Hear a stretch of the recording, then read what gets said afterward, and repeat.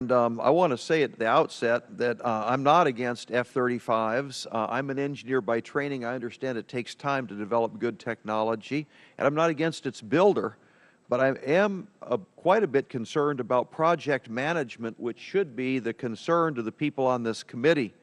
And also I am on the Budget Committee, and I have to try to fight there for the defense budget. And we always hear about that there's a lot of waste in the defense budget, and I believe we're setting ourselves up for a lot of waste if we don't crack the whip a bit on this program. Now, the project should give us pause. This is why. First, it's the biggest acquisition program in DoD history at $1.5 trillion. This is a massive program for us, and it is the only program without an IOC date, that is, initial operational capability. Has a milestone B decision, but it's the only one that has no IOC date.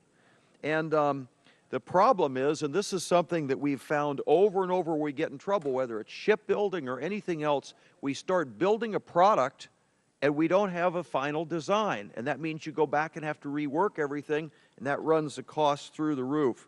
Now, this amendment that I have, it's about transparency, it's about accountability, and it's about project management. And it's the idea that we ought to be very careful of building something when we don't know what it is that we're building.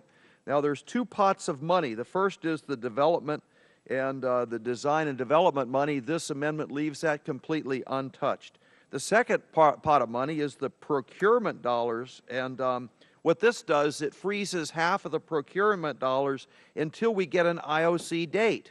Now, the IOC date should have been given to us right after it passed its milestone B. But even if we got a date sometime this year, this is not going to affect the program at all. All we're doing is say we want to play for real. If you cut half the procurement money out, that would take effect in March of 2013. So all we're saying is sometime in the next year almost, we want some type of a IOC date. This also affects other programs, because when we have fighter shortfalls, how do you plan what you're going to do when you don't know what the date is?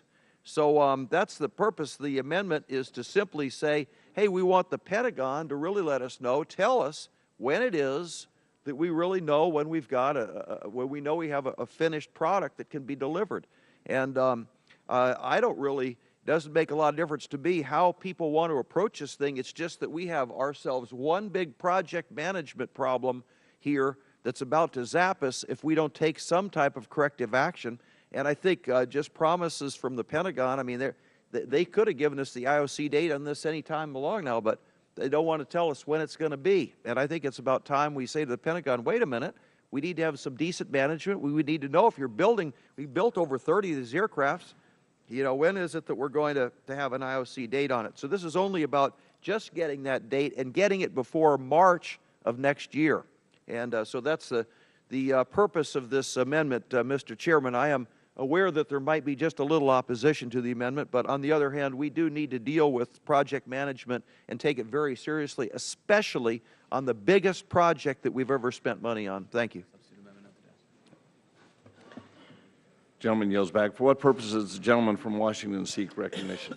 I have a secondary amendment at the desk, Mr. Chairman. An amendment to the amendment, if you will. Will the clerk please pass out the amendment?